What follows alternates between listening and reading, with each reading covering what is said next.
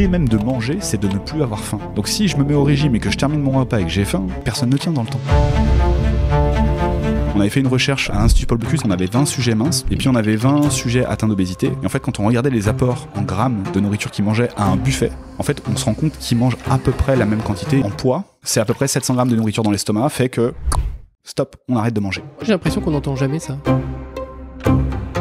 Quand on commence notre repas par un légume, on limite la place qui reste dans l'estomac. On va avoir tendance spontanément à manger moins du reste du repas. Ça, c'est quand même hyper important pour les gens qui nous regardent à garder en tête que pour perdre du poids, il vaut mieux changer ce qu'on mange que réduire les quantités de ce qu'on mange déjà. Plus un aliment est sec, plus il est calorique. Une petite erreur, on va dire, de choix peut avoir des conséquences dramatiques sur l'apport calorique.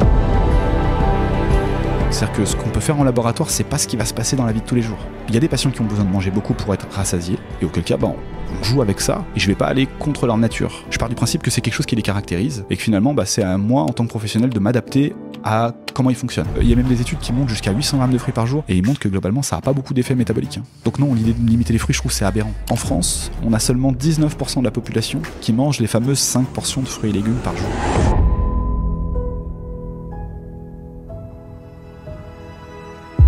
80% d'entre vous ne sont pas encore abonnés à notre chaîne. Avez-vous peur de l'engagement? Avez-vous une autre chaîne préférée de santé que la nôtre?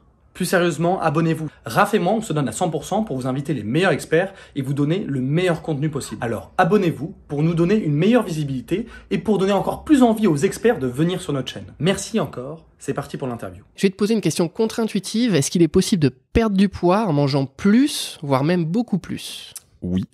Ça semble contre-intuitif, mais clairement, c'est possible.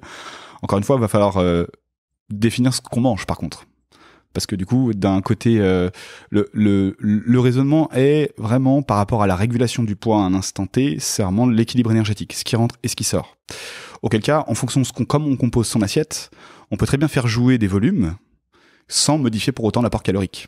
Et donc, c'est là-dessus qu'on va essayer de jouer, c'est finalement de maximiser des aliments qui vont avoir peu d'énergie, mais qui représente un gros volume, et à l'inverse, essayer, en fait, de facto, ça va directement contraindre les autres. Donc en fait, c'est possible de perdre du poids en mangeant plus, mais pas en mangeant n'importe quoi. En mangeant plus, mais pas n'importe quoi, ouais, exactement. Et c'est souvent une des premières erreurs que font la majorité des gens quand ils souhaitent perdre du poids, c'est souvent de se dire, je vais réduire mes tailles de portions, je vais réduire mon assiette, je vais réduire... Mais en fait, en réduisant, ce qu'on s'aperçoit, c'est que notre comportement alimentaire change, et notre cerveau, il est pas bête, il est attiré naturellement par des choses qui, finalement, vont nous fournir de l'énergie. Donc il va falloir essayer de duper un peu son propre cerveau. Ouais, et ça, de toute manière, ça marche jamais. Duper son cerveau quand on contraint des quantités, de toute manière, ça marche pas. Bon, parfait. Plus tard, du coup, dans la vidéo, on donnera 3 conseils pour perdre du poids pour les gros mangeurs, ou en tout cas, du coup, pour perdre du poids en mangeant plus, pour ceux qui ont besoin de beaucoup manger. Yes. Mais d'abord, je te propose de te présenter. Alors, je m'appelle Kevin Cessel, moi je suis diététicien nutritionniste. Pour la petite particularité, on va dire, de mon parcours, c'est que j'ai aussi obtenu un doctorat en sciences, donc en nutrition et en métabolisme. Donc pas un doctorat en médecine, je le rappelle à chaque fois parce que ça peut des fois porter à confusion, un doctorat en sciences. Et du coup, moi j'ai travaillé beaucoup sur les modèles, les adaptations du corps humain à la suralimentation, en fonction des différents types de nutriments qu'on peut amener. Et j'ai aussi travaillé pas mal d'années, pendant 3 ans en post-doctorat sur le métabolisme du fructose. Et du coup, c'est vrai que j'ai eu l'occasion d'avoir rencontrer 2 grands professeurs dans mon parcours universitaire. C'est le professeur Martine Laville, qui travaillait à Lyon, qui bientôt maintenant sera bientôt à la retraite, je pense, et qui m'a beaucoup aidé et puis qui m'a beaucoup inspiré aussi dans mon parcours. Et puis j'ai aussi l'occasion de rencontrer 2 grands monsieur, donc Dr Philippe Schneider et professeur Luc Tapie, qui étaient des monstres, on va dire, sur l'appréhension de comprendre comment le fructose est métabolisé par le corps, qu'est-ce qu'il fait quand on en mange trop, quels vont être ses effets, etc. Et puis à l'heure actuelle, là du coup, j'ai un peu une double casquette. J'ai la casquette d'enseignant à la fac, donc j'enseigne à des étudiants soit de la physiologie, soit de la nutrition, quand même plus de la nutrition que de la physiologie souvent. Et j'exerce en libéral à Lyon, donc dans la banlieue lyonnaise, à Corba. Et puis récemment, c'est comme ça qu'on s'est connus d'ailleurs, j'ai lancé une chaîne YouTube parce que du coup, c'est vrai que j'en avais un peu marre de cette cacophonie sur la nutrition et d'avoir des discours un peu farfelus, du tout et n'importe quoi. Et donc j'ai voulu remettre un peu de sens dans tout ce qu'on entend, en partant toujours pareil, d'articles scientifiques et de présenter des articles. L'idée, c'est vraiment d'être factuel, c'est de se dire, voilà, les scientifiques ont démontré des choses, voilà ce qu'ils démontrent. Après, chacun fait son propre opinion. Comme ça ramène un petit peu de vérité dans tout ce bruit qu'on peut trouver sur les réseaux sociaux. C'est un peu l'idée. Donc, perdre du poids en mangeant plus, on revient sur cette idée. Ouais.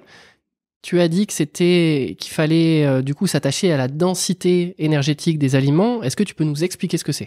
Alors, l'idée de la densité énergétique, c'est vraiment ce concept qu'on va avoir un certain nombre de calories pour une même unité de poids. Autrement dit, souvent, on va raisonner pour 100 grammes d'aliments et on va regarder, du coup, pour 100 grammes d'aliments, combien j'ai de calories par ces 100 grammes d'aliments. Plus la quantité de calories va être importante, finalement, plus la densité énergétique va être importante. Donc après, souvent, on peut donner des exemples. On va dire que le plus calorique dans notre alimentation, ça va être l'huile, puisque finalement, l'huile, c'est que des calories. Et à l'inverse, souvent, on va avoir, par exemple, les légumes qui vont être très peu caloriques, puisqu'en fait, un légume, c'est majoritairement composé d'eau. Et l'eau ne fournit pas de calories au corps humain. Et c'est vraiment ce concept de densité, de quantité de calories qu'on va amener par unité de poids. Ok. C'est quoi les éléments, un petit peu, tu as commencé à y répondre, qui font qu'un aliment va être plus ou moins dense au niveau énergétique? Ouais. Alors, un aliment, il va être En fait, alors, d'une façon générale, plus un aliment est sec, plus il est calorique. Parce que finalement, quand on a un aliment qui est sec, automatiquement, ça veut dire qu'il a plus d'eau. Donc, ce qui reste, de facto, c'est forcément soit des protéines, soit des lipides, soit des glucides. Auquel cas, c'est forcément des calories. Donc, un aliment plus hydraté, à l'inverse, moins il est calorique. Donc souvent, on va dire aux deux antipodes, on peut citer par exemple la laitue, qui est excessivement peu calorique. On est sur du, je crois, 170 kilocalories par kilo de salade. Donc si on mange 1 kilo de salade, on n'a que 170 kilocalories. Une salade, je sais pas peser 1 kilo, j'en sais absolument rien. Même pas. Même pas? Ouais, non, même pas. Vraiment, faudrait prendre bien 2 grosses, belles salades pour arriver au kilo, et peut-être même 3, je pense. Et à l'inverse, aux antipodes de ça, on va avoir l'huile. Donc finalement, 1 litre d'huile. Alors si on fait pas les ratios avec la densité par rapport au poids, etc., on s'en fout, on part du principe qu'un litre d'huile, c'est 1 kilo d'huile, ça va faire 9000 kilocalories. En réalité, c'est un tout petit peu moins, mais on peut partir de ce constat. Donc finalement, là, on a un peu les deux extrêmes. Et en fait, d'une façon générale, souvent, tous les légumes sont excessivement riches en eau. Auquel cas, forcément, ils sont excessivement peu riches en calories. Est-ce que du coup, la conséquence de ça, ou ce qui est lié un petit peu le corollaire, c'est la quantité de fibres de l'aliment? Parce que les fibres, elles vont retenir l'eau. Est-ce que ça fonctionne comme ça? Alors pas forcément, parce que tu peux très bien avoir des aliments qui vont contenir beaucoup d'eau sans dire qu'ils vont contenir beaucoup de fibres. Tu prends un produit laitier par exemple, c'est majoritairement de l'eau, et pour autant il n'y a pas de fibres. Donc souvent en fait après c'est des catégories d'aliments qui marchent ensemble. Souvent effectivement dans le règne végétal, quand tu as des fibres, souvent aussi c'est un peu vecteur d'eau. Mais c'est pas forcément ultra bien corrélé, on va dire. C'est-à-dire que c'est pas plus t'augmentes la quantité de fibres, plus t'as d'eau. Pas forcément. Parce qu'un produit, tu peux aussi le déshydrater. Et auquel cas, du coup, tu prends l'exemple, par exemple, d'un fruit, tu prends une pomme. Une pomme, ça doit être à la louche, allez, on va dire entre 70 et 80% d'eau. Cette pomme, tu peux la déshydrater. Et auquel cas, pour 100 grammes, t'auras beaucoup plus de calories parce que t'as juste retiré l'eau. Pour autant, la quantité de fibres, techniquement, elle n'a pas varié. Bien sûr. Du coup, ça vaut le coup d'essayer de classer un petit peu peut-être les catégories d'aliments par rapport à la densité énergétique, ou il y a trop d'aliments différents dans les catégories? Alors, il n'y a pas trop d'aliments différents. On va dire, il y a déjà deux choses qui sont assez simples à appréhender. C'est que plus un aliment est brut, souvent, plus il sera, on va dire, pauvre en énergie. À l'inverse, plus il va être transformé, plus il va être riche en énergie. Donc ça, c'est un peu déjà un premier repère. Riche en énergie et pauvre en énergie, on peut dire calorique et pas calorique. Exactement. Riche en énergie, c'est l'idée qu'il est calorique, et pauvre en énergie, c'est-à-dire qu'il est peu calorique. Souvent, on va mettre tout en bas de l'échelle. C'est en fait alors, un truc tout bête à aller voir sur les paquets. C'est finalement, vous retournez votre paquet, vous regardez ce qui est marqué, et puis en fait, vous regardez le nombre, c'est toujours exprimé le nombre de calories pour 100 grammes. Et en règle générale, vous pouvez vous dire que si vous êtes inférieur à 400 kilocalories pour 100 grammes, ça reste c'est que vous êtes en dessous du sucre. Si vous êtes au-dessus, ça veut dire que vous avez et du sucre et du gras, et que ça peut être du coup finalement assez riche en calories.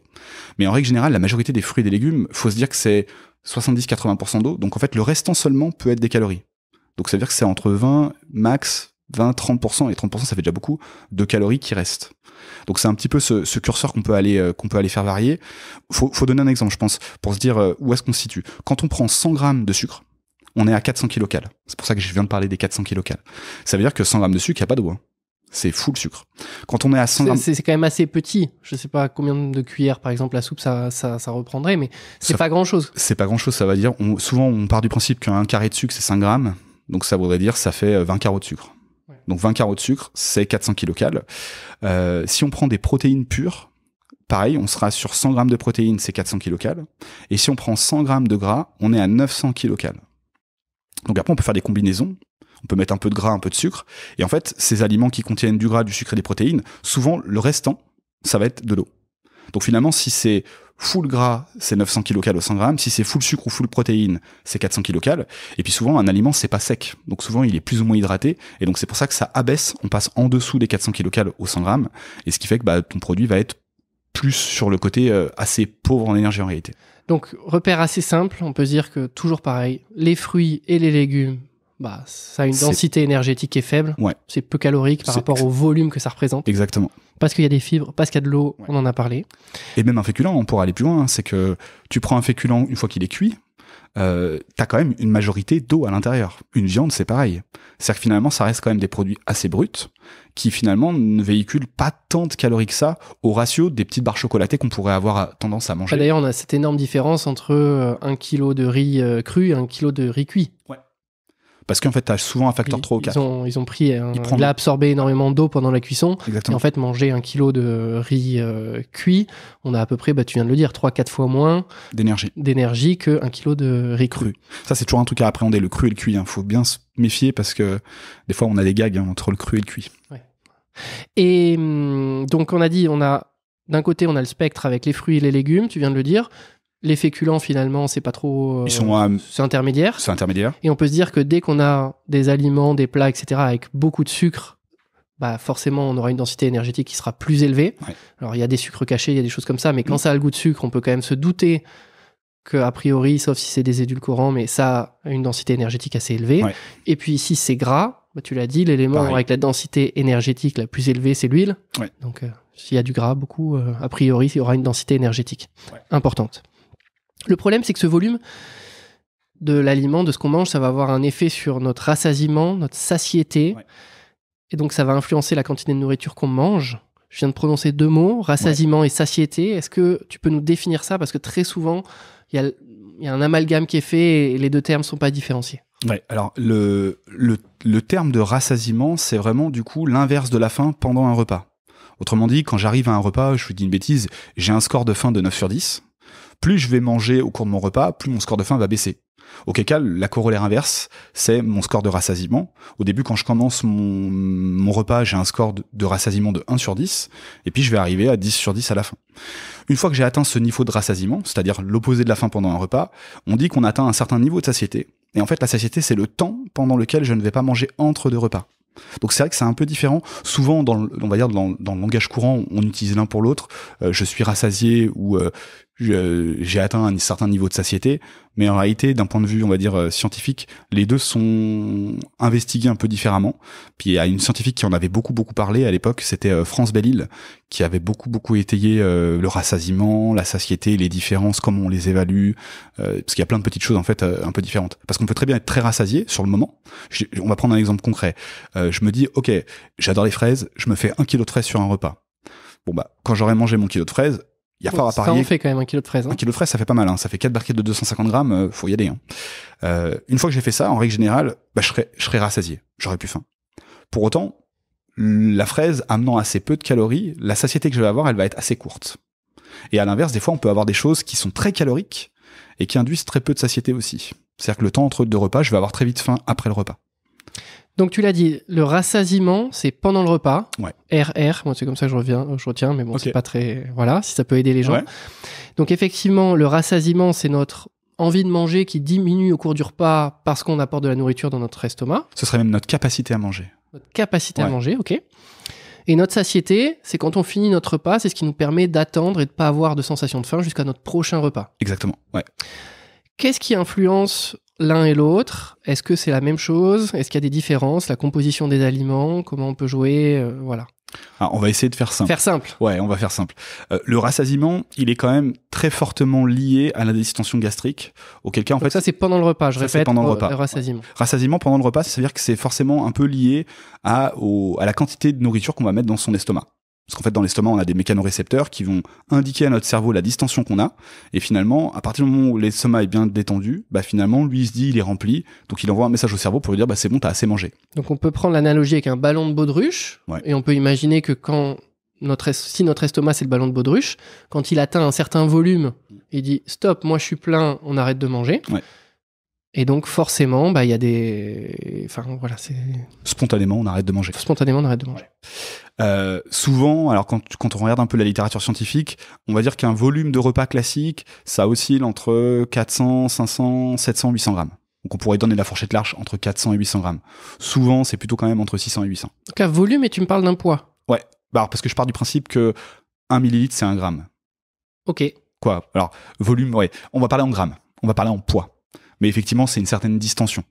Donc souvent, en poids, c'est à peu près 700 grammes de nourriture dans l'estomac, fait que, stop, on arrête de manger. Donc finalement, ces 700 grammes, ils peuvent être différents, ils peuvent être très orientés sur les végétaux, ils peuvent être très orientés sur les produits transformés, et donc du coup, ça donne lieu à des apports caloriques qui vont être très différents. 700 grammes de Nutella dans l'estomac, c'est pas la même chose que 700 grammes de fraises. Exactement. C'est même le jour et la nuit, on va dire. J'ai l'impression que moi, c'est pas beaucoup, 700 grammes, non ? C'est une fausse idée que je me fais ? Alors 700 grammes, tu t'arrives à te le représenter ou pas ? À peu près, j'ai pas l'impression que c'est énorme, mais... Alors t'as des gens qui vont nettement au-delà, hein. Mais 700 grammes, faudrait te dire, c'est l'équivalent de, allez, on va dire 4 belles pommes au total. Ouais, j'ai quand même l'impression que je mange plus de volume que ça, moi, sur un repas, mais... Alors tu peux, hein. Mais j'ai un travail actif, je bouge, je fais de l'activité physique, je fais du sport, etc. Là, je parle vraiment pour monsieur, madame, tout le monde. Et effectivement, on va être sur des apports qui vont être à peu près aux alentours des 700-800 grammes. En fait, je dis 700-800 grammes parce que nous, on avait fait une recherche à l'Institut Paul Bocuse. Alors, c'était avec des petits effectifs. On avait 20 sujets minces, donc des sujets monsieur, tout le monde. Et puis, on avait 20 sujets atteints d'obésité. Et en fait, quand on regardait les apports en grammes de nourriture qu'ils mangeaient à un buffet, c'est-à-dire que c'était vraiment, ils avaient le choix de prendre ce qu'ils voulaient. En fait, on se rend compte qu'ils mangent à peu près la même quantité et ça oscille effectivement entre 700 et 800 grammes de nourriture. Okay, donc ça, c'est quand même hyper important pour les gens qui nous regardent à garder en tête. Vous mangez lors d'un repas à peu près 700 à 800 grammes d'aliments, de nourriture. Peut-être que pour certains c'est plus, peut-être que pour certains c'est moins, mais vous mangez à peu près la même chose à chaque repas. C'est ce que tu viens de dire. En termes de volume, à peu près, ouais. C'est-à-dire que finalement, on a besoin d'un certain poids dans l'estomac, donc un certain volume, les deux sont corrélés, hein, pour finalement se dire, c'est bon, j'ai assez mangé. Parce que quand notre ballon de baudruche l'estomac atteint un certain volume, il dit « moi je suis full », il déclenche la sensation de rassasiement dont on a parlé et on arrête de manger. Alors dans le rassasiement, c'est exactement ça. Et dans le rassasiement, il va falloir rajouter une petite note, ce qu'on appelle le rassasiement spécifique. Autrement dit, souvent au cours d'un repas, je vais avoir envie de manger quelque chose. Donc imaginons, on prend un truc bête, on se dit « j'ai fait des pâtes à la bolo ». Je mange mes pâtes à la bolo, donc il y a fort à parier qu'on en mange entre 600 et 800 grammes. Normalement, spontanément, on se dit « j'ai plus faim ». Si je te propose rien après, tu vas dire c'est bon, j'ai plus faim. Par contre, maintenant, si je te propose un autre type d'aliment, il y a fort à parier que tu aies envie un peu de manger de cet aliment. Donc c'est pour ça aussi qu'on parle de rassasiement spécifique. Au cours d'un repas, c'est pas parce que j'ai arrêté de manger un aliment que je ne vais pas avoir envie d'autre chose derrière. Pour autant, techniquement, t'as plus faim. Ça, c'est quand même très très simple à voir. Il y a plein de situations dans la vie de tous les jours où on se rend compte de ça. Ouais. C'est l'effet buffet. On va à un buffet à volonté, on va prendre un peu de ci, un peu de ça, un peu de ça. On a rempli notre assiette simplement avec les entrées. On va finir. Après, on va reprendre notre assiette. On va se dire, tiens, je vais aller prendre les plats. On va prendre un peu de ça, un peu de ça, un peu de ça. Et après, on va faire la même chose pour le dessert. Oui. Et en fait, on a mangé peut-être 2-3 fois plus que ce qu'on aurait mangé en temps normal. Moi, hier, ma femme était malade, j'ai mangé tout seul. Ouais. J'avais cuisiné, j'avais un curry de pois chiches avec du riz et j'avais que ça. Je me suis fait une grosse assiette et puis c'était très bon, mais bon voilà. Alors que si j'avais eu un dessert, j'aurais pu prendre un dessert. S'il y avait eu une entrée, s'il y avait eu un fruit peut-être et un laitage, j'aurais pu prendre, etc. Mais c'est vrai qu'on se lasse en fait quand il y a qu'un seul aliment. Ouais. Tu vois, ça typiquement, ça a été transposé dans les recherches scientifiques. Fut un temps, quand on voulait tester finalement la capacité à manger d'une personne, on lui proposait un seul plat. Tu vois, on lui disait tiens, mange des tortellini au fromage, t'en manges autant que tu veux, puis après spontanément tu t'arrêtes dès que t'as plus faim. Puis en fait, ils se sont aperçus qu'en faisant ça, c'était un modèle un peu tronqué de la réalité, parce que finalement, si tu lui proposais après un petit bout de chocolat, il avait envie de le manger quand même. Donc... Mais tout le monde a déjà eu ça. Ouais. On est full et est-ce qu'un petit dessert ? Ah bah allez. Forcément, ouais. Et finalement, ça, tu vois, après, ça a été retransposé dans les recherches. Maintenant, tu vois, quand tu fais des études sur l'être humain et que tu veux tester le comportement alimentaire, tu exposes ton participant à un buffet. Finalement, il a le choix. Et finalement, comme ça te permet aussi de pallier à cette idée de rassasiement spécifique. Parce que t'as peut-être plus faim de pâtes, mais t'auras peut-être faim d'un petit brownie. Tu vois, et au moins comme ça, t'as l'éventail, t'as vraiment tout l'éventail. Donc ça, c'est vraiment l'idée du rassasiement. Il est fortement quand même corrélé à la distension gastrique. Il y a quand même d'autres éléments qui rentrent en jeu, hein. Il y a un peu l'apport calorique, il y a un peu plein de choses, mais finalement, c'est pas les dominantes. Spontanément, finalement, c'est plutôt le poids. Et après, la satiété, par contre, effectivement, va être dépendante de l'apport calorique et de la nature de ce qu'on a mis dans notre estomac. Les protéines vont avoir un effet différent, les lipides aussi, et en fonction de ce qu'on met, si on met plus ou moins de fibres, par exemple, ça va jouer aussi sur ce temps durant lequel on n'a pas de repas. Un exemple tout simple pour que ça parle à tout le monde. Faites le test, vous faites chez vous viande, légumes à midi, puis vous notez à quelle heure vous avez faim dans l'après-midi. Puis à l'inverse, vous faites un autre repas où vous faites viande, féculents, puis vous notez à quelle heure vous avez faim dans l'après-midi. Et là, on va se rendre compte tout de suite que si on fait juste viande, légumes, on risque d'avoir vite faim, alors que si on a fait viande, féculents, le temps va être décalé. Pourquoi ? Parce que l'apport calorique des légumes par rapport aux féculents sera pas identique. Et donc finalement, le cerveau, au bout d'un moment, détecte qu'il se dit, mince, l'énergie, là, il y en a pas beaucoup, il va falloir que j'aille en rechercher, donc il va retirer sur le levier faim. À l'inverse, avec les pâtes, finalement, du coup, il va moins avoir tendance à retirer sur le levier de façon, on va dire, un peu moins précoce. Ok. Donc tu peux me redire quels sont les éléments déterminants de la satiété ? Qu'est-ce qui permet, quand on a fini un repas, de tenir jusqu'au suivant sans problème ? Alors, on va dire, d'un point de vue pratico-pratique, pour tenir jusqu'au suivant, ce qui est important de mettre dans un repas, c'est des fibres. Parce que les fibres, finalement, vont avoir cette capacité à étendre la satiété. On va avoir les protéines, qui vont être importantes aussi, et les lipides. Et notamment les lipides parce que finalement, ils vont avoir cette capacité à ralentir la vidange gastrique. C'est-à-dire qu'il faut se dire, l'estomac, c'est une poche qui va se vider à un intervalle de temps régulier après pour alimenter l'intestin, pour que l'intestin, lui, puisse absorber les différents nutriments. Et en fait, ce qu'on sait, c'est que quand on met plus ou moins de lipides dans l'estomac, la vidange, elle est plus ou moins rapide. Et en fait, quand on met des lipides, la vidange, elle est beaucoup plus lente. Auquel cas, forcément, l'estomac, il est rempli pendant plus longtemps. Et on sait que ça va jouer un peu sur la satiété et le temps durant lequel on va pas avoir faim.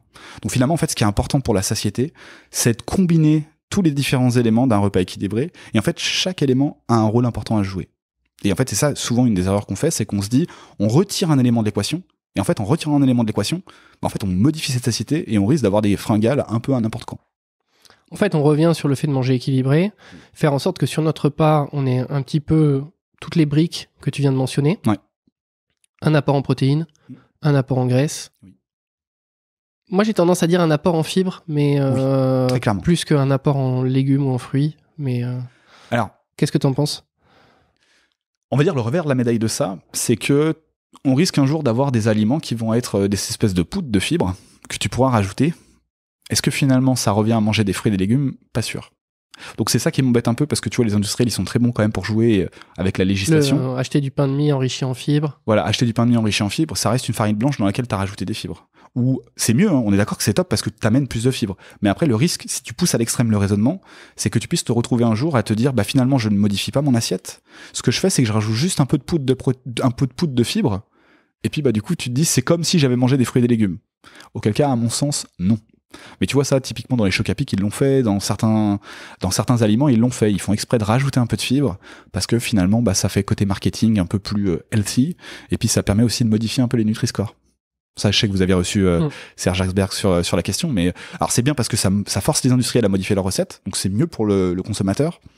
Ma crainte toujours, c'est qu'on se détourne de la réalité des choses, qui est la réalité, c'est d'aller chercher des fibres là où ils sont naturellement présents dans les aliments, et non pas surajouter, tu vois, avec une poudre de perlimpinpin, dirons-nous. Ouais, parce qu'en plus ça fait des produits ultra transformés. Ouais. On n'est pas sur des produits bruts, ouais. Donc ça c'est vrai que c'est assez mauvais. Mais voilà, se dire. Moi, c'est un peu comme ça que je fonctionne. J'essaie de me dire à chaque repas, est-ce que j'ai un peu de bonne graisse ? Est-ce que j'ai mon apport en protéines ? Est-ce que j'ai mon apport en glucides, en féculents ? Et est-ce que j'ai mes légumes et mes fruits, en fait ? Et auquel cas, t'es pas mal. Ouais, moi, j'essaie de cocher ça à chaque repas. Et en fait, en plus, ce que tu viens de nous dire, c'est que c'est efficace pour diminuer la sensation de faim assez rapidement et pour tenir jusqu'au prochain repas. Donc il y a quand même un petit peu tout qui joue, tu vois, il y a tu l'as dit, le volume, le poids de ce qu'on mange, c'est un peu lié, et également le nombre de calories. Oui. Ok. Mais à l'instant T, au cours d'un repas spécifiquement, les calories ont assez peu d'impact, en réalité. T'as dit tout à l'heure qu'on mangeait à peu près 700 à 800 grammes en moyenne. Du coup, moi là-dessus, je me dis, j'aime faire l'expérience, je pèse 700 à 800 grammes de nourriture, je mange ça, je vois un peu comment ça se comporte. Et est-ce que c'est pas un moyen de vouloir essayer de perdre du poids, par exemple, pour quelqu'un, en se disant, j'ai essayé de manger 700 à 800 grammes d'aliments, et je vois ce qui se passe. Ouais. Clairement. Le revers de la médaille, c'est que faut jamais faire du mono-aliment, tu vois. Non, mais bien sûr, avec une assiette qui est équilibrée, voilà. Avec un peu de tout, etc. Mais c'est vrai qu'on peut essayer de se dire, bon bah ok, on prépare à manger, quand on se sert son assiette, etc., machin, on essaie d'avoir 700 à 800 grammes, et puis on essaie de voir un peu ça, ce que ça donne. Tu vois, après on peut refaire un peu l'idée, hein. Moi, l'idée de ce que je travaille avec mes patients sur on va dire l'équilibre alimentaire, souvent tu vas essayer de mettre, alors on en reparlera après, mais là je détaille juste les repas, souvent comment on les structure, un petit légume en entrée, donc souvent ça va être entre 50 et 100 grammes. C'est pour avoir le décompte en fait des grammages. Après, tu vas avoir une portion de féculents, tu vas être entre 100 et 200 grammes, ça dépend des personnes, ça dépend de la morphologie, si tu te dépenses plus ou moins. Une portion de viande, ça va être une centaine de grammes. La portion de légumes que tu vas mettre dans l'assiette, ça va être 200 grammes, imaginons. Puis après, tu as un fruit qui fait généralement 150 grammes, un laitage qui fait 125. Et donc, quand tu décomptes le total, t'es à peu près aux alentours des 700-800 grammes, tu vois. Moi, j'ai l'impression qu'on n'entend jamais ça, à peu près. Tu vois, le décompte que tu viens de faire, d'arriver à peu près aux 700-800 grammes avec la justification derrière, on n'entend jamais.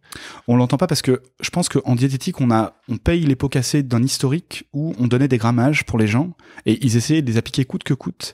Et en fait, finalement, ils se sont enfermés dans mon alimentation, ça passe par des grammes.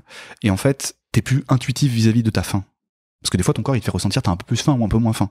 Et tu vois, le côté trop sectaire, je pense qu'on s'est enfermé dans ce décompte calorique, ce qui était une mauvaise chose à mon sens, parce que finalement, on en perdait du bon sens. Tu vois, il faut être très sectaire. Et en fait, ce qu'il faut, c'est essayer de réconcilier les deux. Et donc souvent, moi, en fait, je parle pas de calories à mes patients. Je leur parle de l'équilibre alimentaire. Je leur explique comment on peut agencer ça sur un repas. Et finalement, moi, en tant que professionnel, je sais ce qu'il en est en termes de calories. L'outil derrière, c'est ça. Mais en fait, c'est maquillé par un peu de... Je vais dire la poudre aux yeux, mais non, c'est pas le bon terme, parce que poudre aux yeux, ça fait négatif. Oui, mais en fait, c'est habillé, quoi. T'as un petit tour de magie qui fait que tu transposes ça de manière facilement applicable à tes patients, et comme ça, ils se rendent pas compte, en fait, des mécanismes qu'ils induisent derrière. Exactement, ouais. Du coup, quand même, aussi, ça pose la question, on entend certaines personnes qui ont des estomacs qui sont dilatés parce qu'ils ont trop mangé ou pas assez. Trop mangé, justement, et ça se dilate. Est-ce que ça, c'est possible ?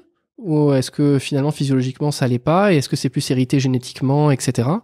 Un peu d'autres questions là-dessus. Ça, c'est une bonne question. Honnêtement, j'ai pas de littérature scientifique en tête, donc je voudrais pas dire de bêtises, mais fatalement, effectivement, on est tous différents, et vraisemblablement, on a tous des tailles d'estomac qui doivent être différentes. On peut se dire que le mec qui fait 2m10, a priori, il a un plus gros estomac que la maman qui fait 1m50. Bah, ça paraît assez logique quand même. Ouais.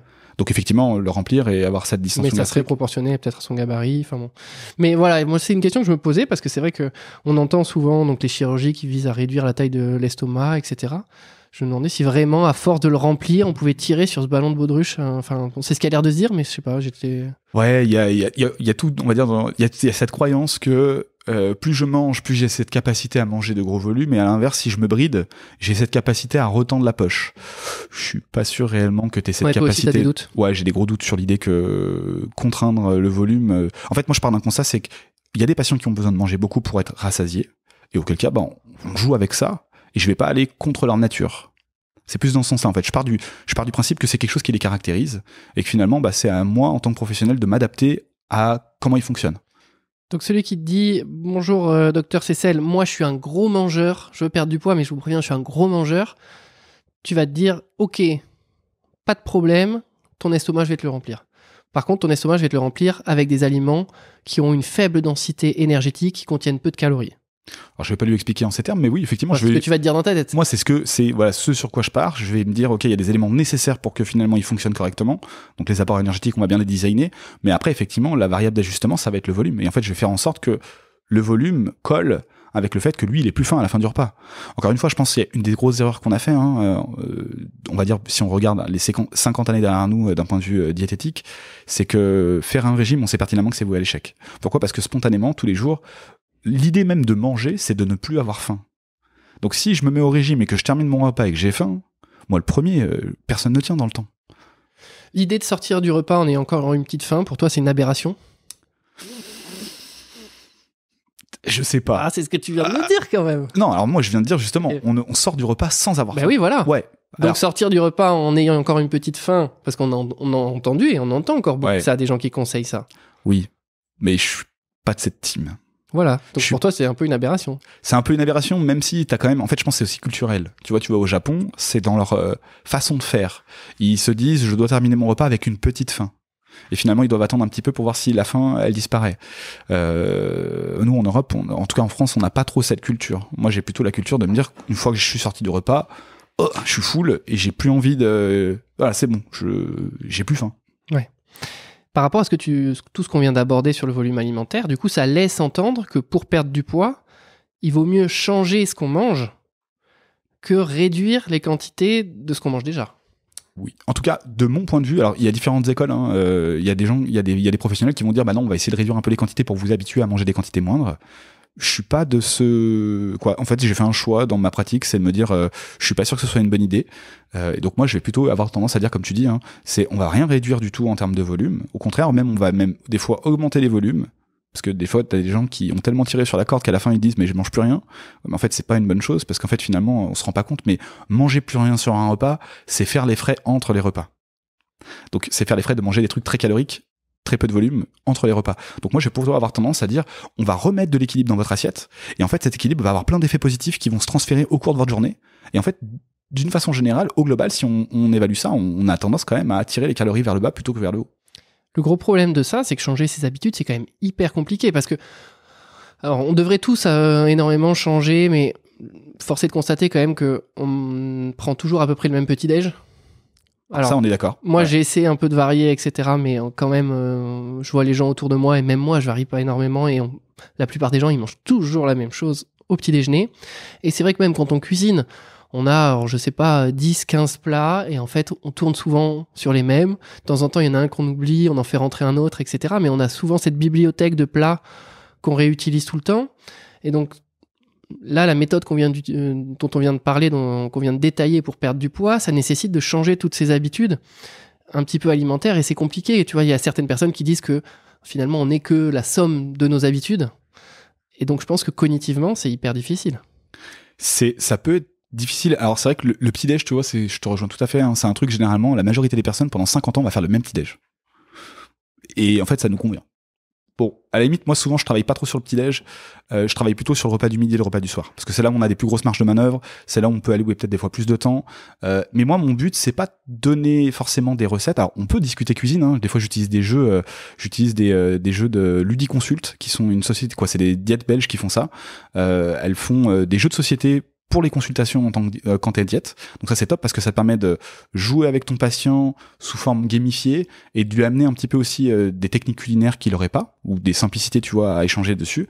Donc, mais moi, j'aime pas trop l'idée, tu vois, de dire, il faut manger ça, tel type de produit. En fait, je pars du principe qu'on a tous des goûts différents, on a tous des façons de cuisiner différentes.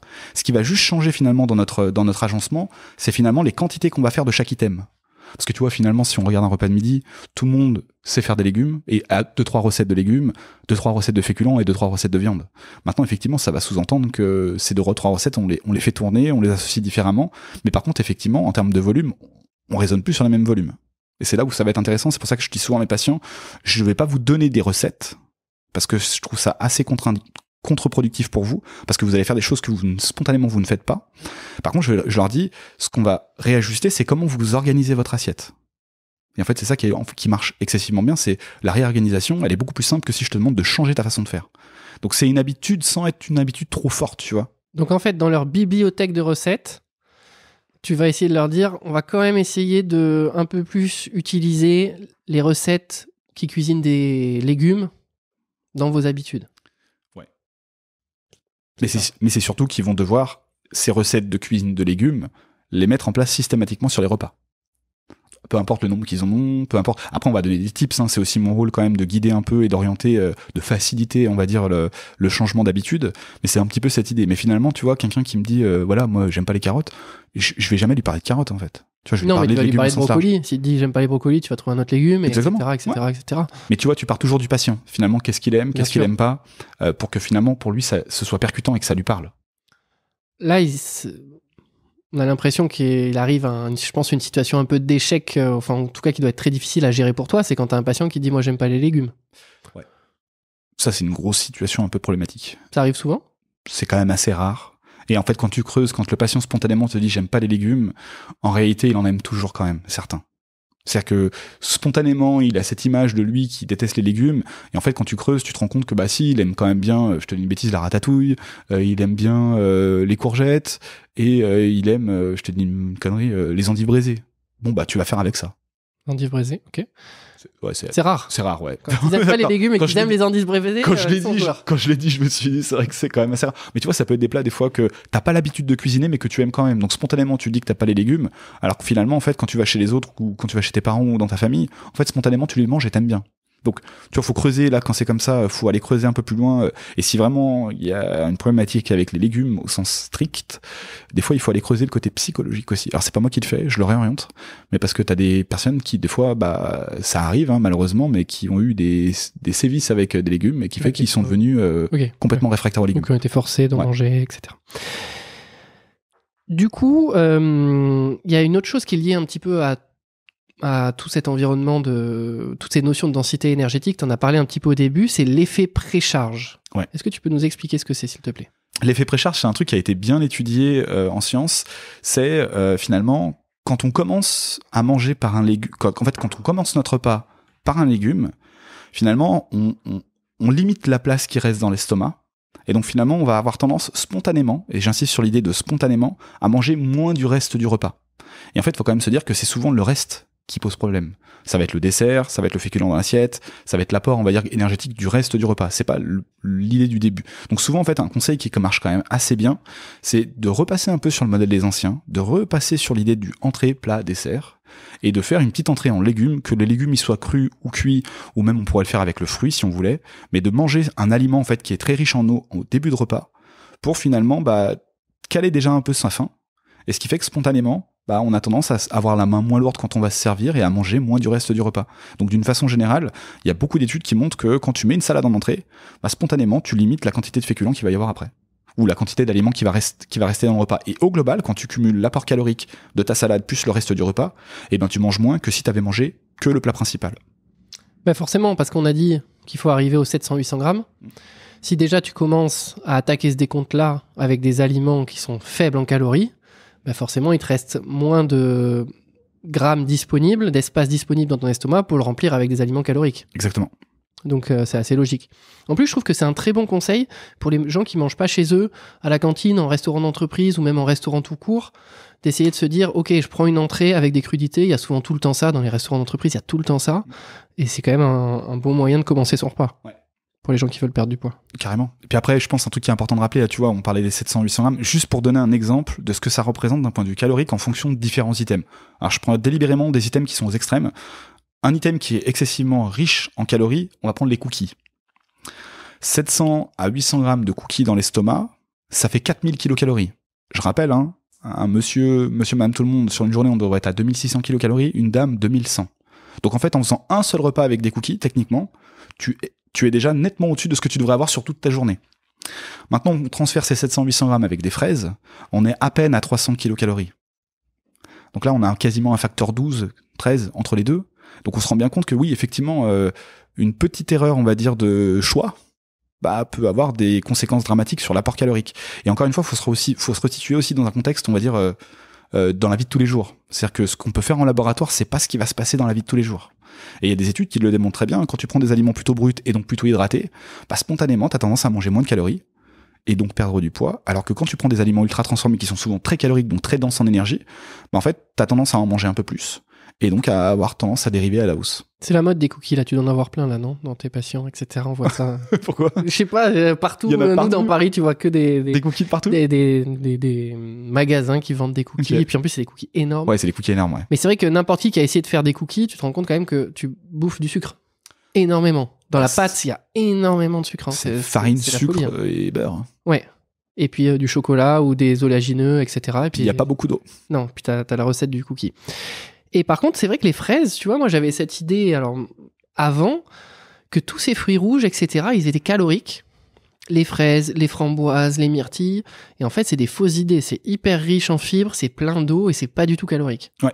Donc en fait, si on veut se faire plaisir avec des framboises en dessert, faut y aller. Ah, mais clairement, faut y aller, faut pas hésiter, au contraire. J'ai envie de te dire, en fait, faut garder en tête que en fait, on consomme tous trop peu de fruits et de légumes. Là, je regardais, il y a une enquête Eurostat qui a fait un peu l'évaluation de combien de portions de fruits et légumes les Européens mangent.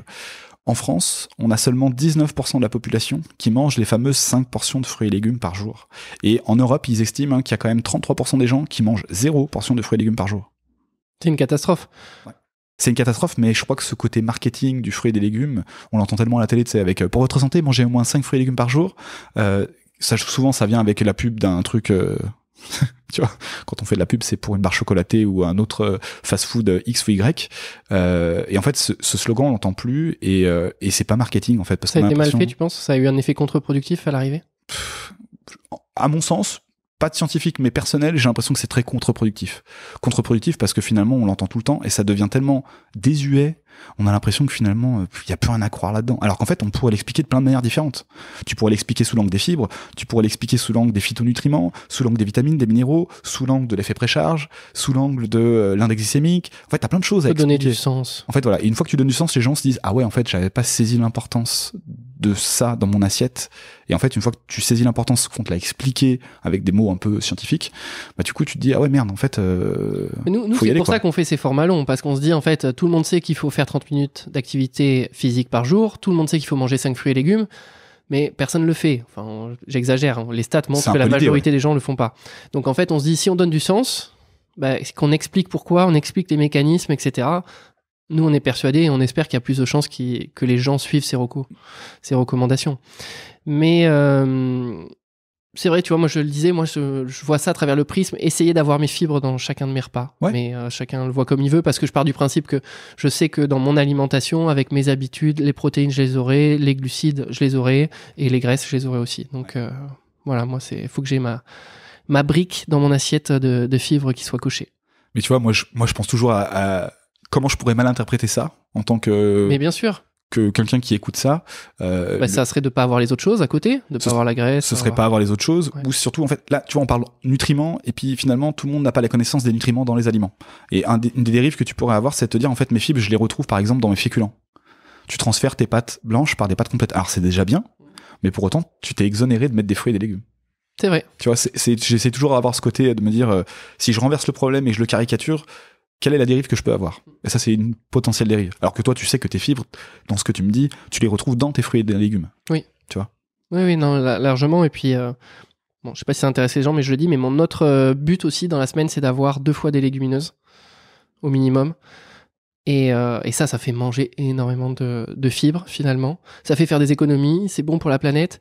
Voilà, c'est l'autre levier sur lequel vraiment j'essaie de jouer. Et c'est un méga levier ultra intéressant, hein. D'ailleurs, c'est un des leviers qu'essaye d'actionner, tu vois, le plan national nutrition santé, là. On a, en tant que diète, nous, on a ces évolutions des habitudes alimentaires, et effectivement, les légumineuses reprennent une grande place dans l'évolution.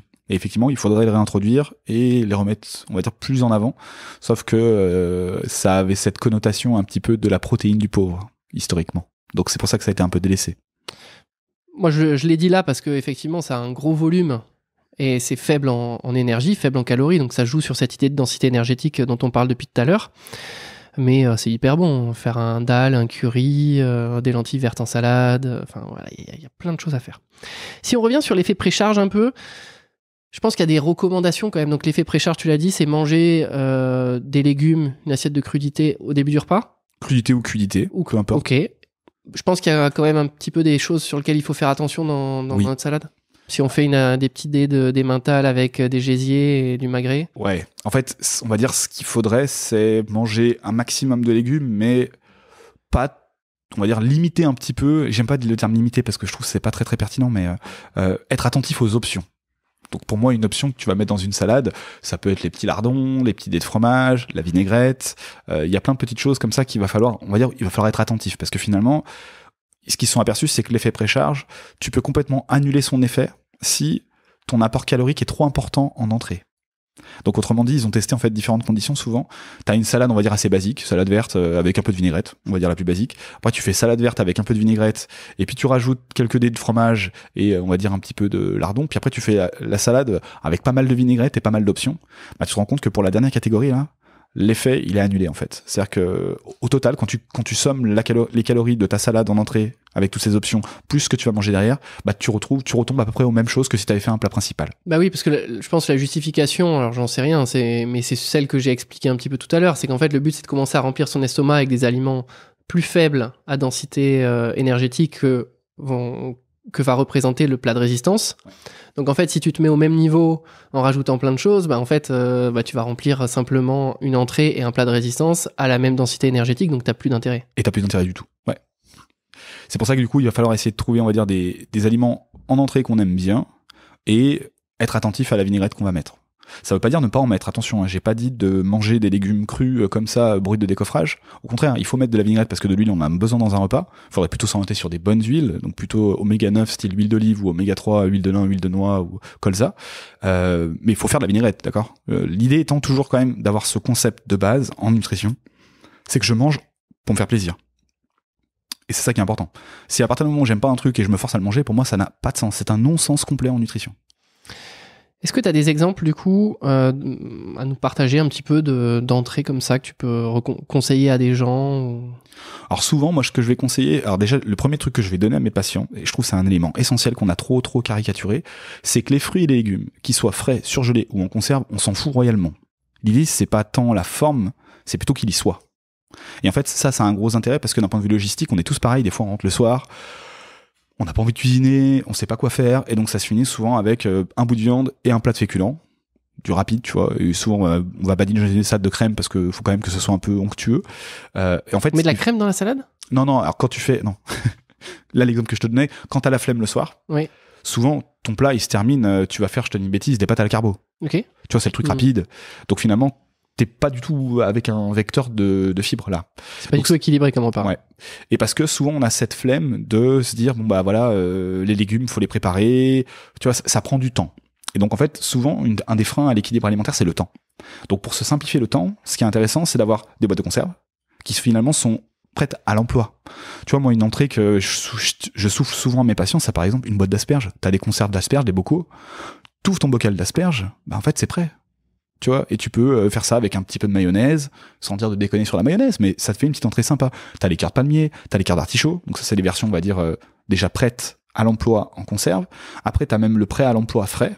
Tu peux, si un des freins à manger de la salade, c'est parce qu'il faut laver la salade, moi je dis à mes patients, bah achetez-la déjà lavée, on s'en fout. Alors oui, peut-être que d'un point de vue écologique, d'un point de vue machin, c'est moins bien, mais ça reste de la salade pour autant.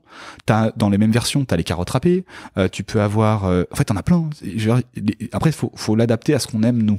Et moi, je suis très pro surgelé. On va y revenir, mais moi, je suis très pro. Mon ami Picard, on peut acheter plein de légumes qui sont déjà pratiquement tout prêts, qui sont coupés, etc., qui sont très faciles à utiliser. Ils ont des gammes bio, etc. Enfin, moi, je trouve que c'est vraiment super pratique. Ouais.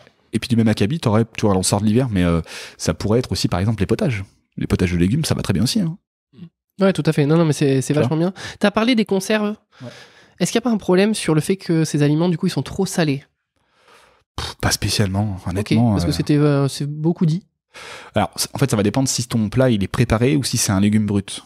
Okay. C'est ça la grosse différence. Tu disais de prendre effectivement les cœurs de palmier, les asperges. Moi, quand je parle de légumes en conserve, c'est vraiment un légume brut. Il n'a pas été façonné par un industriel pour lui donner une recette.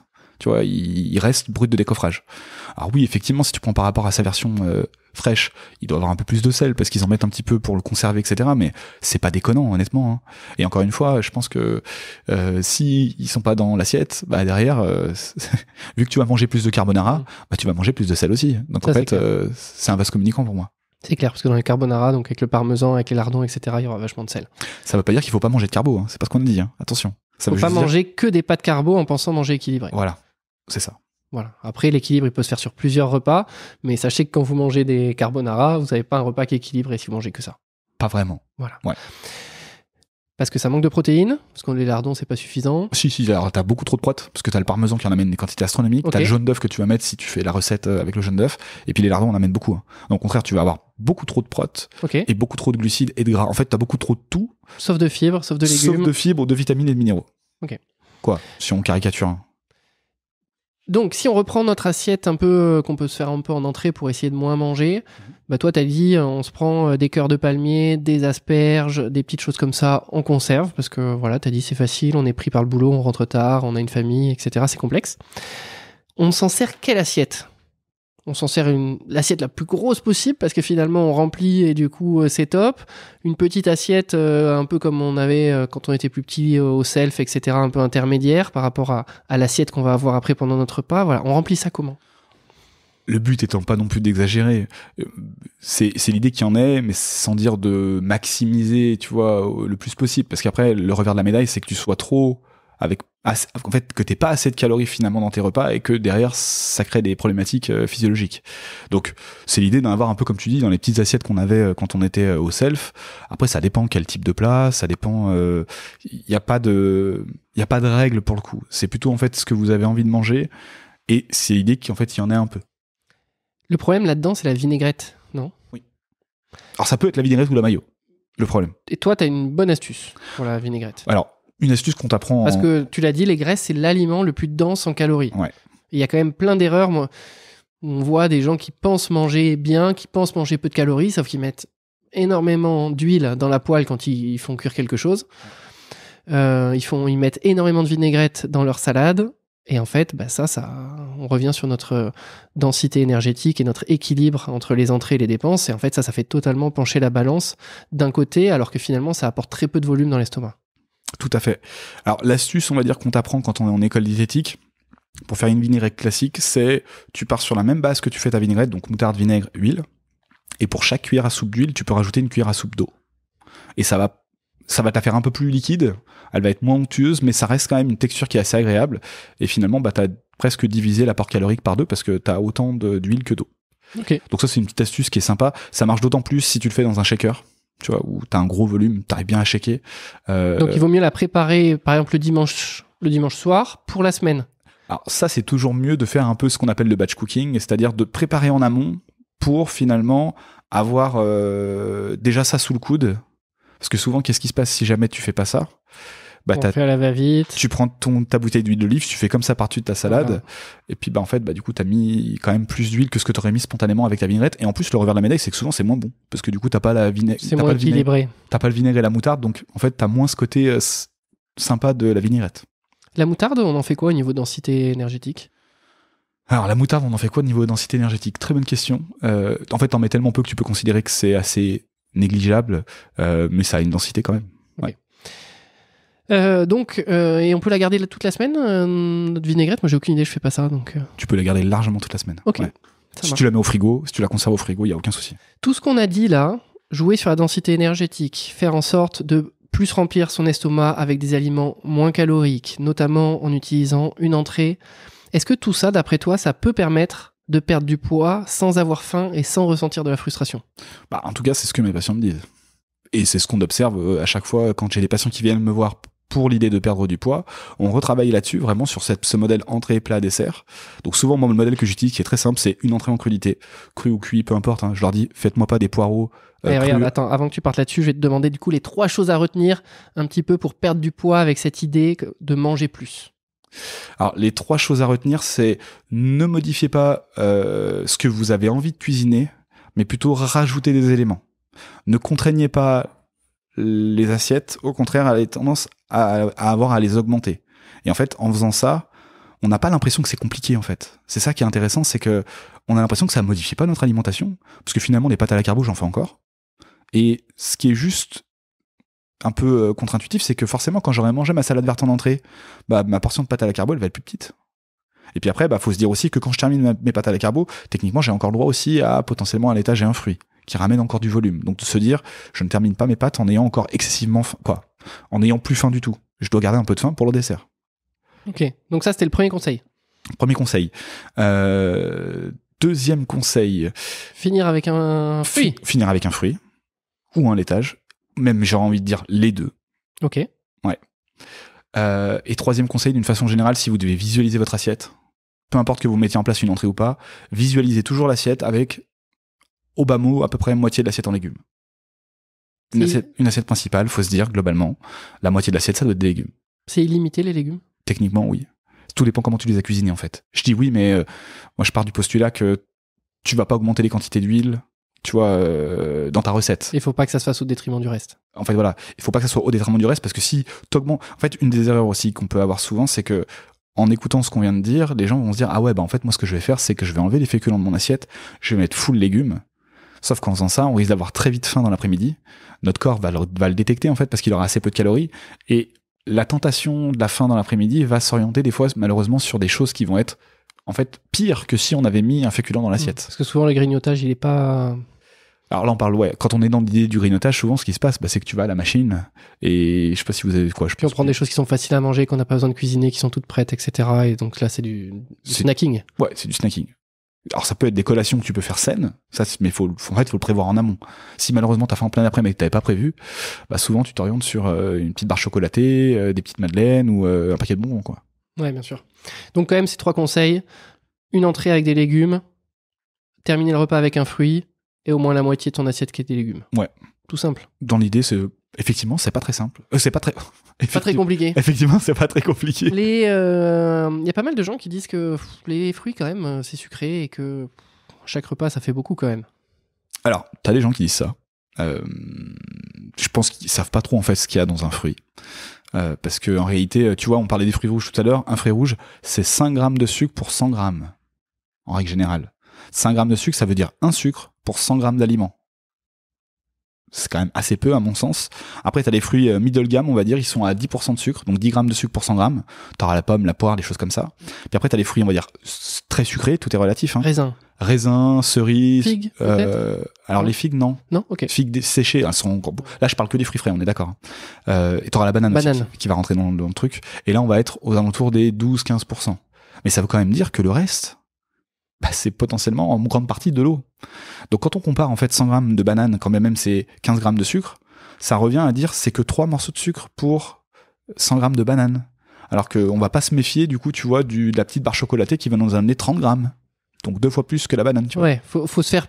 Les gens doivent se dire qu'en fait, si leur plaisir, c'est de manger des fruits, c'est vraiment un plaisir qu'ils doivent s'octroyer. Ouais. Si c'est manger une mangue, si c'est manger un ananas, si c'est manger des pêches de vigne, des framboises, des groseilles, des fraises, faut y aller, en fait. C'est un plaisir qu'on doit se donner. C'est ça.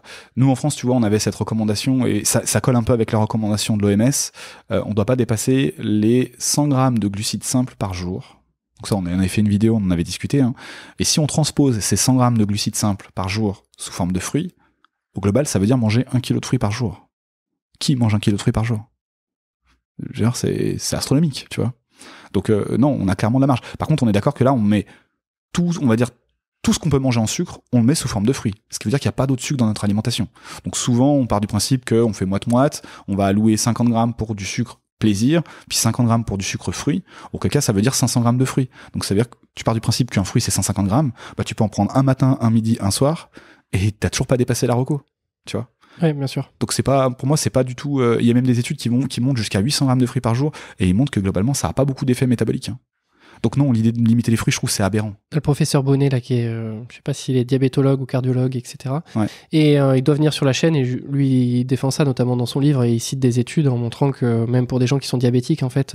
Oh ouais, non, mais il n'y a pas de... Il y a pas de problème. On peut manger autant de fruits qu'on veut, parce qu'il y a des fibres, parce qu'il y a plein de... Parce qu'il y a plein de choses, et puis que finalement, le fruit est un aliment brut, qui a plein de vertus, notamment les fibres, les vitamines, les minéraux, les phytonutriments, et que quand même, ce qui compose un fruit, il faut le rappeler, c'est majoritairement de l'eau. Bon, on a quand même bien donné des conseils très pratiques. Ouais. Et je pense que effectivement, c'est bien pour les gens qui veulent perdre du poids, mais c'est même des conseils santé d'une manière générale qui sont très utiles de manière préventive pour pas prendre du poids ou pour rester en bonne santé en réalité. Hein, parce qu'on sait que avoir des fibres, justement, c'est très bon pour plein d'aspects de la santé. On a parlé du diabète, mais pour plein d'autres choses. Les vitamines, les minéraux qu'on aura dans les légumes, dans les fruits, ça sera également très bon pour la santé. Donc en fait, c'est quand même des conseils applicables pour tout le monde. Je te propose qu'on finisse avec 2 questions qu'on pose à tout le monde, Kevin. Si tu devais donner un seul conseil à tous tes patients pour être en meilleure santé, lequel choisirais-tu ? Un qui est très fortement sous-estimé, à mon sens, c'est commencer systématiquement, dans la mesure du possible, son repas par un légume. Eh ben voilà. Plus simple. Hein. La boucle est bouclée.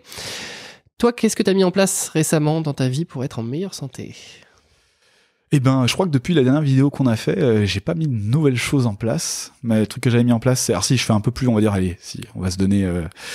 on va récolter ses lauriers. J'ai mis en place plus de gainage et de muscu poids du corps le matin. J'essaye maintenant de me maintenir à, on va dire, à 20-30 minutes.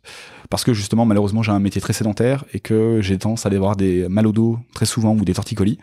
Et ça fait bientôt maintenant bien 2 ans que j'ai mis ça en place et j'essaye d'augmenter un peu le temps. Mais encore une fois, je le fais parce que ça me fait plaisir de le faire. Et je le fais pas sous forme de contrainte. C'est-à-dire que finalement, c'est aussi un temps où finalement je me ressource. Et le matin, j'aime bien parce que ça me permet de me réveiller gentiment et c'est là où j'ai du temps à allouer à moi. Tu fais quoi, du coup? Alors, je fais des pompes, des abdos, du gainage, tu vois, classique. Tu viens fixer le corps. Ouais, gainage frontal. Gainage frontal. Et je vais faire sur le côté. Je vais faire pas mal de... Au début, je commence toujours par, tu vois, un peu un dérouillage du corps, essayer de stimuler un peu toutes les articulations. Je fais aussi, en ce moment, pas mal de... Alors, je sais plus comment ça s'appelle. Toi, tu dois peut-être plus savoir que moi, de la proprioception. En tout cas, tu sais, quand tu joues sur l'équilibre. Donc, je fais l'équilibre sur une jambe. Les yeux ouverts pendant 30 secondes. Pourquoi tu veux préserver ton équilibre en vue de bien vieillir? Ouais, dans l'idée, ouais, je commence tôt parce que c'est mieux vaut prévenir que guérir, tu sais. D'accord. Donc la proprioception, les yeux ouverts, les yeux fermés, donc sur une jambe. Et après, je m'amuse à jouer pareil, les yeux ouverts sur une jambe, à essayer de m'allonger sur une jambe et de me venir m'allonger dans l'autre sens sur le devant sur une jambe. Mais ça, c'est mon kiff, c'est mon délire du moment. Très bien. Voilà. Et je fais ça, tu vois, pendant 20-30 minutes. Ok. Bon, je vais pas trop développer, mais en fait, c'est quand même vachement bien. Alors là, 20-30 minutes. On est un peu plus long que ce que je voulais expliquer, mais il y a cette notion de snack exercise qui apparaît de plus en plus dans la littérature. Et en fait, cette notion-là, elle a été démontrée par plein d'auteurs. Et elle dit, si vous n'avez pas le temps de faire une séance de sport qui peut être un peu plus longue, donc bon, toi, tu es pratiquement sur du 30 minutes, des choses comme ça. Même si vous faites 1 minute de pompe ou 5 minutes de pompe, mais même 1 minute, dans les études, on trouve vraiment des efforts très très courts. Bah, c'est largement mieux que de ne rien faire et il y a déjà des effets. Donc voilà, toi tu fais un peu plus, mais même si les gens le matin ils veulent faire encore moins ou au cours de leur journée, 1 minute on monte les escaliers à fond, 1 minute de squat, 1 minute de pompe, 1 minute de gainage. Voilà, faut le faire parce qu'en fait, c'est clairement démontré que c'est efficace. Ouais, et puis il faut quand même se dire que j'ai pas commencé à 30 minutes. Hein. C'est-à-dire que ça fait 2 ans et au début j'étais plutôt sur 10 minutes. Hein. C'était ça l'idée, c'est que j'ai augmenté progressivement parce que j'ai commencé à prendre du plaisir et que finalement c'est mon moment à moi où je me mets de la musique, tu vois, où je fais ça tranquillement sur un tapis. Et, c'est le côté cool, c'est le côté détente. Prochaine vidéo, t'es à 1 heure, du coup. Et j'aurais changé de taille de chemise. Parfait. Merci beaucoup Kevin et à bientôt. Merci à toi, salut.